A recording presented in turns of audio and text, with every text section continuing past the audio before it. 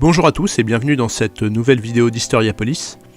La dernière fois, à partir du livre American Nations de Colin Woodard, paru en 2011 et qui retrace une histoire de l'Amérique du Nord à travers la formation et la concurrence de 11 espaces régionaux aux identités bien distinctes, on avait évoqué les premiers grands mouvements de colonisation de ce continent par les puissances européennes que sont l'Espagne, la France, l'Angleterre et les Pays-Bas au XVIIe siècle.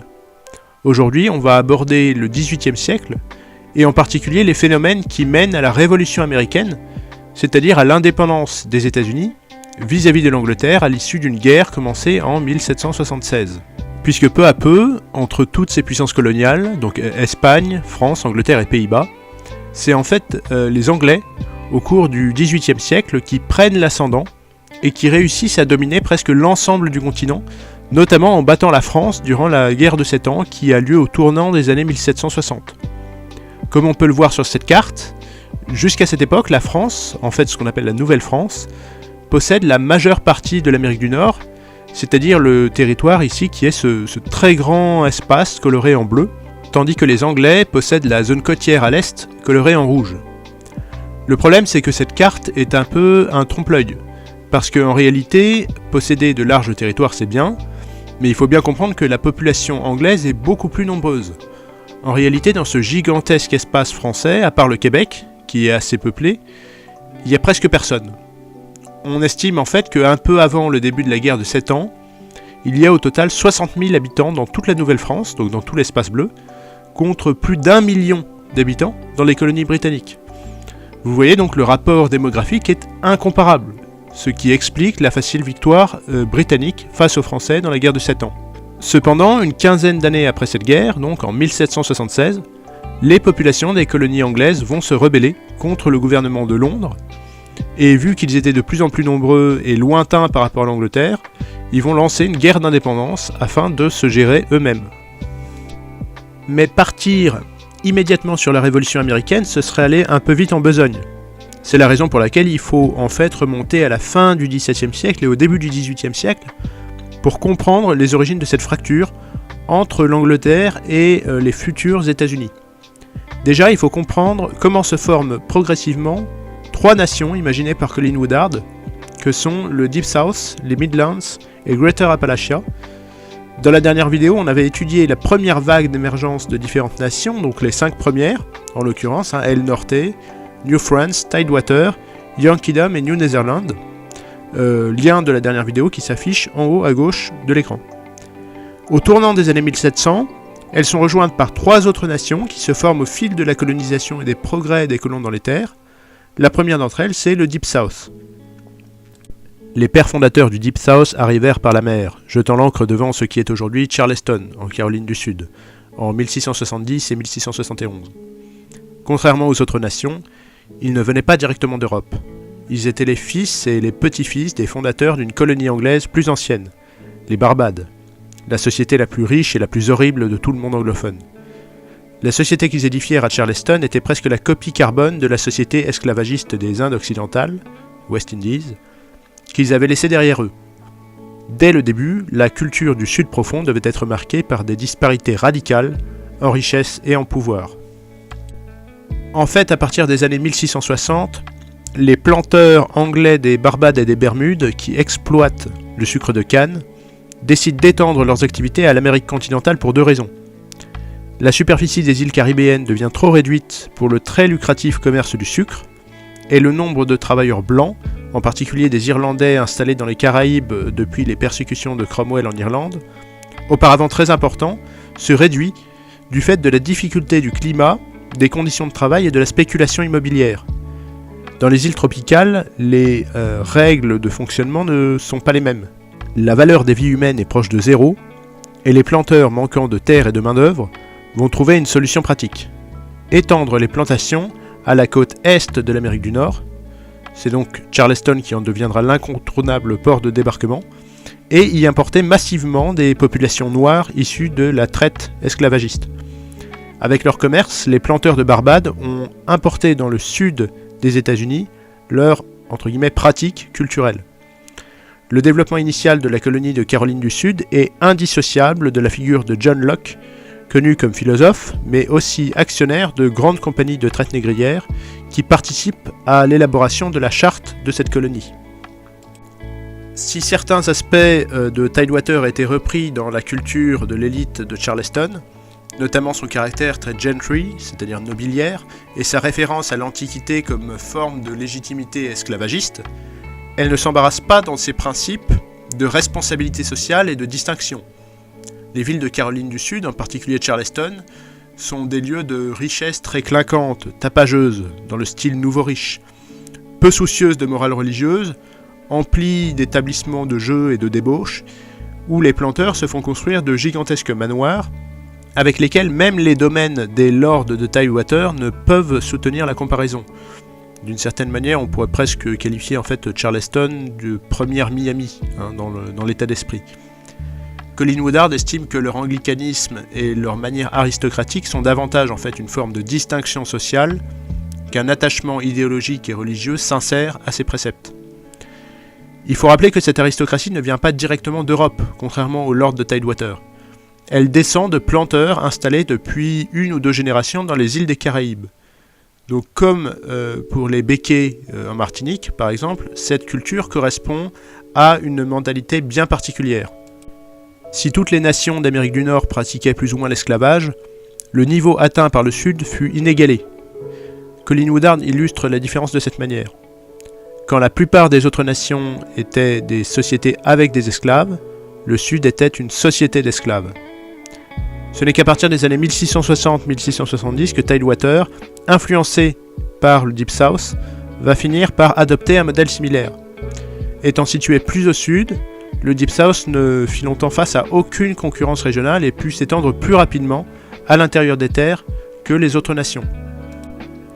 On l'a vu donc, toutes les nations imaginées par Colin Woodard sont transcendantes par rapport aux États américains tels qu'ils existent actuellement.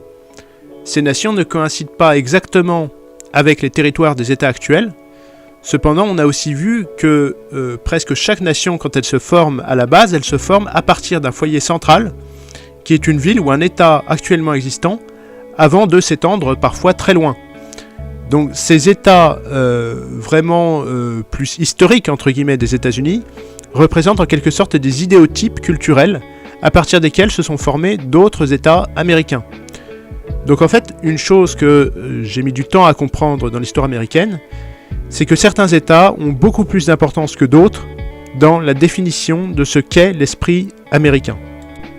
C'est-à-dire que je ne parle pas là des États qui sont plus peuplés et donc politiquement plus importants, comme de nos jours la Californie ou le Texas. Le poids majeur de ces États, il est évident. Non, là je parle vraiment de l'importance sur le plan de l'esprit, à la limite même de la morale religieuse et des valeurs profondes. C'est-à-dire que l'esprit de Yankeedom, l'esprit Yankee, c'est avant tout en fait l'esprit de la Nouvelle-Angleterre et en particulier de Boston et de l'État du Massachusetts. L'esprit de Tidewater, c'est la Virginie. La Virginie, typiquement, c'est un État qui aujourd'hui a un poids démographique assez limité, qui n'envoie que 13 grands électeurs au collège électoral lors des élections présidentielles. Donc il y a 11 États américains qui envoient plus de grands électeurs, qui sont plus peuplés que la Virginie. Mais pour autant, il n'y a presque aucun État dans l'histoire des États-Unis qui ait joué un plus grand rôle que la Virginie dans la définition de ce que c'est que être américain au niveau identitaire, au niveau profond. De la même manière, la nation du Deep South, donc du Sud profond, est particulièrement associée à la ville de Charleston, on vient de le voir, ville qui est aujourd'hui une petite ville, mais qui a un poids culturel, une charge historique importante, et à l'État de Caroline du Sud.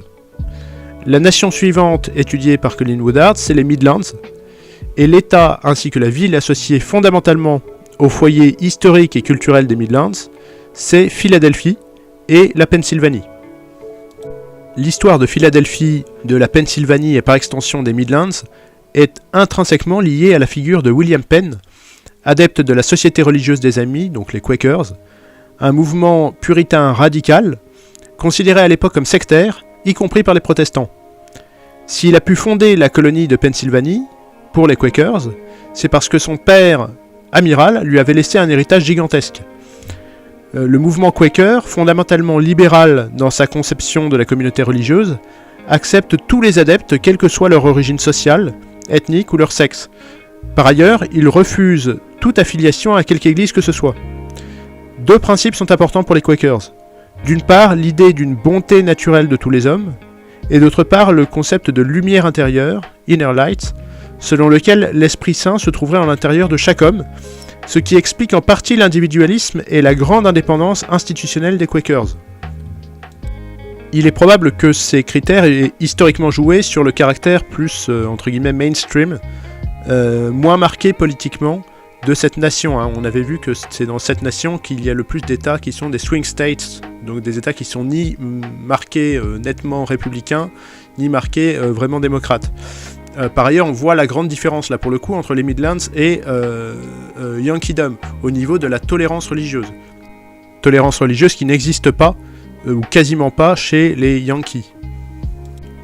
William Penn consacre de grands moyens au développement de sa colonie, et à en faire la publicité en Europe, par la publication de brochures, non seulement en Angleterre, mais aussi en Allemagne et aux Pays-Bas. La population de la colonie va très vite exploser, bien qu'elle ait été créée seulement en 1680, et très rapidement, les populations originaires d'Allemagne se multiplient. Beaucoup ont fui en fait le Palatinat, les régions au sud de l'Allemagne, en proie aux guerres, aux pillages et à la persécution religieuse, en particulier des communautés marginales comme les Amish ou les Ménonites, et les Quakers tolérants, acceptent ces populations qui, comme eux, professent le pacifisme, et en échange, ces communautés doivent soutenir les Quakers dans la légère administration publique et dans le cadre des élections. Les fermiers allemands se révèlent rapidement être d'excellents agriculteurs, de petites unités agricoles, et d'excellents artisans également, en particulier dans la construction de maisons et de charrettes. Ils étaient aussi fermement opposés à l'esclavage. D'ailleurs, les colons d'origine allemande, qui ont émigré au sud des États-Unis, avaient en moyenne systématiquement moins d'esclaves que ceux d'origine anglaise ou française. La première manifestation formelle contre l'esclavage aux États-Unis, elle a eu lieu en 1712 à Germantown, précisément en Pennsylvanie. Si l'esprit était à la tolérance, les Quakers au gouvernement se sont montrés relativement peu habiles.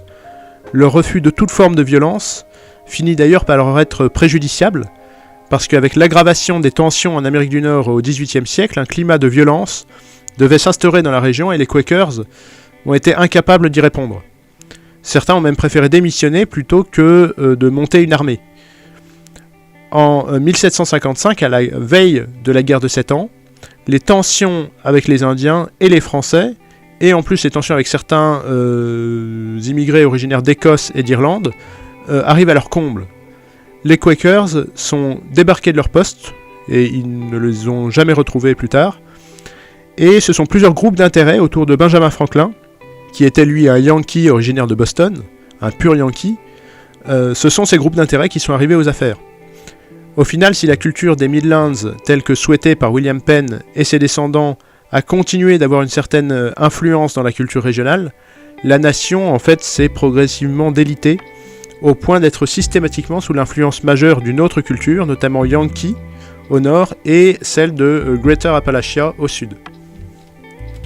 Cette nation de Greater Appalachia, c'est une région très intéressante, dont le foyer est constitué à partir de l'État de Virginie occidentale, West Virginia en anglais, mais plus encore qu'un État, à partir d'un certain relief, qui est la chaîne de montagnes des Appalaches, qu'on peut voir sur cette carte, et qui longe la côte est des États-Unis. Contrairement aux Yankees, originaires, comme on l'a vu dans la dernière vidéo, de l'est de l'Angleterre, aux Lords de Tidewater originaires de l'ouest de l'Angleterre, et aux populations des Midlands qui elles sont originaires de la vallée du Rhin en Allemagne, les Borderlanders, comme on les appelle, c'est-à-dire les frontaliers en français, qui ont peuplé historiquement Greater Appalachia, sont originaires du nord des îles britanniques, et notamment d'Écosse et d'Irlande du Nord, des régions qui étaient en guerre très violente et permanente au XVIIe et XVIIIe siècle. Autre caractéristique de Greater Appalachia, c'est le fait que c'est la seule nation à avoir été fondée historiquement sans l'aide ni d'un gouvernement ni d'une compagnie. Donc cette nation, fondamentalement dans son esprit, elle porte une attitude à la fois plus anarchique et anarchiste que les autres régions, mais également une culture combattante très forte du fait des zones de guerre d'où proviennent les immigrés. De confession majoritairement presbytérienne, ils étaient majoritairement individualistes et insoumis à l'autorité, et n'avaient aucune peur de s'enfoncer dans les terres sauvages. Et de cette manière, paradoxalement, ils ont été d'une grande utilité au gouvernement côtier, car ils permettaient de repousser à l'intérieur les menaces indiennes, et ils assuraient une relative sécurité aux pays plus proches du littoral. La migration des Scotch-Irish, donc les populations originaires d'Écosse et d'Irlande, s'est faite en 5 grandes vagues entre 1717 et 1776, vagues tellement massives et nombreuses que l'Irlande, écrasée sous les taxes et en permanence à la limite de la famine, a été proche d'être vraiment désertée, raison pour laquelle le gouvernement de Londres, qui à l'époque dominait l'Irlande dans les années 1770, a fini par s'en inquiéter et tenter d'endiguer le phénomène. Les Appalachiens arrivent d'abord dans la région par les Midlands, et notamment par Philadelphie, où ils sont vite considérés comme indésirables du fait de leur violence. Et c'est souvent d'eux-mêmes qu'ils décident progressivement de se déplacer et de s'installer dans l'intérieur, derrière les sommets des Appalaches, y compris d'ailleurs quand ils avaient les moyens financiers de rester en Pennsylvanie. Même si ils n'étaient pas à proprement parler nomades, ils menaient une vie leur permettant de se déplacer rapidement, construisant des enclos sommaires et important la production de whisky dans les Appalaches.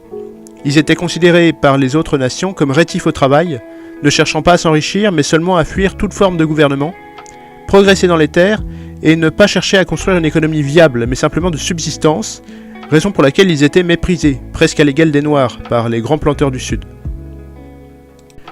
Donc on voit bien ici le caractère radicalement opposé des Appalachiens avec les Midlands par exemple, qui étaient très pacifistes et qui avaient donc du mal à coexister avec les populations turbulentes et anarchistes dans l'âme, originaires du nord de l'Irlande et de l'Écosse. Les Appalachiens, comme les autres nations, ont nommé leurs villes selon des noms de villes dont ils étaient originaires. C'est pourquoi dans les Appalaches, aux États-Unis, il y a beaucoup de villes aux noms à consonance irlandaise ou écossaise, comme Galloway, Donegal, Londonderry ou New Scotland. Leur conception de la justice était expéditive et personnelle. Très inégalitaire, la société des Appalaches reconnaissait une autorité essentiellement charismatique, où les chefs de clans, de familles avaient tout pouvoir. Et il faut rappeler que le phénomène clanique, tribal, est longtemps resté très prégnant en Irlande et en Écosse. On connaît les fameux clans irlandais ou écossais. Partant du sud de la Pennsylvanie, l'expansion des Scotch-Irish vers le sud-ouest s'est faite le long d'un ancien tracé indien qui est devenu plus tard célèbre sous le nom de Great Wagon Road, jusqu'à Augusta, à la frontière de la Géorgie, et seule leur présence a empêché les nations planteuses, c'est-à-dire le Deep South, le Sud profond et Tidewater, de s'étendre plus largement. Un nombre non négligeable d'entre eux, comme en Nouvelle-France, pratiquaient l'échange culturel et commercial avec les Indiens, mais la majorité leur restait assez hostile. Toujours enclins à garder le contrôle sur le territoire qu'ils estimaient avoir conquis, ils ont longtemps résisté, en fait au moins jusqu'à la Révolution de 1776, à l'édification d'États et de gouvernements dans ce qu'ils considéraient comme leur espace. Le mouvement dit des régulateurs, composé de combattants divers, est même allé jusqu'à se considérer force de loi et à réfuter aux autorités officielles leur droit à rendre justice.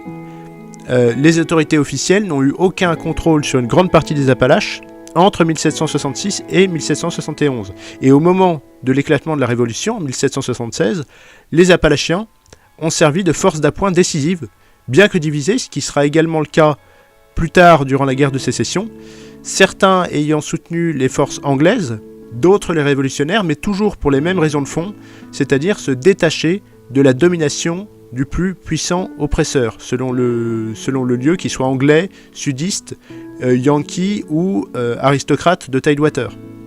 Donc on retrouve toujours cette tendance de fond un peu anarchiste chez les Appalachiens, qui consiste à simplement vouloir se gérer eux-mêmes et ne pas être dominés par d'autres nations. Et donc c'est là qu'on en arrive à la question de l'indépendance des États-Unis. La théorie de Colin Woodard sur la Révolution américaine, c'est l'idée qu'elle n'a pas initialement été un soulèvement pour créer un pays uni sous une bannière commune, marquée par le sceau de la liberté et de la démocratie, mais une série en fait de guerres de libération coloniale menées par les différentes nations culturelles dans le but de se libérer d'un oppresseur en partie commun, mais aussi dans une lutte concurrentielle entre elles. les Midlands, New Netherlands et New France ne participent pas à la Révolution. Celle-ci est essentiellement menée par les 4 nations de langue maternelle anglaise qui sont Yankeedom, Tidewater, le Deep South et Greater Appalachia. La question fondamentale qu'on peut se poser, c'est comment expliquer la Révolution américaine ? La guerre de 7 ans, remportée par les Anglais, va provoquer chez eux un très fort sentiment de puissance. Et c'était pas qu'un sentiment. L'Angleterre, comme puissance internationale, était devenue Grande-Bretagne en 1707 par l'absorption de l'Écosse et accentuait sa pression sur l'Irlande, qui devait aboutir en 1801, un peu plus tard, à son intégration, transformant la Grande-Bretagne en Royaume-Uni, portant de facto l'Angleterre au fait de sa puissance. Internationalement, l'Empire britannique était en voie de constitution, avec l'extension de son influence des Caraïbes et du Canada jusqu'aux Indes. Il en résultait un indéniable sentiment de supériorité qui s'était concrétisé en Amérique du Nord par une arrogance non dissimulée et une volonté d'uniformiser le territoire toujours davantage sous la coupe de Londres. La situation devait devenir de plus en plus irritante pour les colons nord-américains. Voilà ce que dit Colin Woodard dans une longue citation très intéressante sur l'évolution des mentalités anglaises. Alors, qu'est-ce qui avait changé en Angleterre, qui fut au point de la faire passer d'une certaine négligence vis-à-vis de ses colonies à une volonté de les contrôler ? Réponse : la formation d'une nouvelle élite agressive. Depuis le début du XVIIIe siècle, depuis le milieu du XVIIIe siècle, l'Angleterre était devenue beaucoup plus puissante qu'elle ne l'avait jamais été. Dans les décennies qui suivirent le départ d'Angleterre des puritains, Quakers, Cavaliers et Barbadiens, une nouvelle force sociale prit forme afin de diriger ce nouvel empire. Une classe dirigeante arrogante. Celle-ci avait même son propre accent upper class créé au milieu du XVIIIe siècle et vu tant par les colons que par les classes laborieuses anglaises comme artificiel et prétentieux. Ses membres ne se mariaient qu'entre eux. Ils formèrent de nouvelles écoles dirigeantes comme Eton, Westminster, Harrow pour éduquer et assimiler leurs enfants selon cette culture. Ils créèrent de nouvelles institutions comme la Banque d'Angleterre, la Royal Navy moderne et la Compagnie des Indes orientales. Au début des années 1600, l'Angleterre était dirigée par des aristocrates qui avaient été élevés dans des fiefs familiaux et régionaux et avaient des identités, accents et préoccupations provinciales. Après 1763, la classe dirigeante britannique était composée d'hommes qui se concevaient comme membres d'une élite impériale. Après la guerre de 7 ans, ils rêvèrent de réaliser ce que le roi Jacques II avait échoué à faire 80 ans plus tôt : soumettre les colonies américaines par leur volonté, leurs institutions, leur bureaucratie et leur religion. Alors concrètement, quelle attitude adopte chaque nation durant la Révolution américaine ? Yankeedom est la nation la plus unie et la plus consciente contre les Britanniques. C'est Yankeedom qui est à l'origine du fameux Boston Tea Party, la révolte contre les taxes en 1773 qui est l'élément déclencheur de la Révolution américaine. Mais aussi du premier congrès international en 1774 qui est dans un esprit tout à fait yankee, de participation, de représentation et de forte implication morale des citoyens.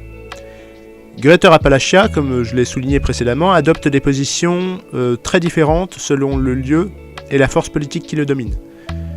Tidewater globalement soutient la Révolution, quoique divisé entre les gentlemen des Basses-Terres et ceux du Piémont appalachien. Ces derniers, composés de futurs présidents américains comme Washington, Madison ou Jefferson, connaissent mieux l'arrière-pays et ses extraordinaires possibilités. Ils sont convaincus que ce territoire peut supporter la construction d'un État indépendant. Les Midlands sont les plus passifs.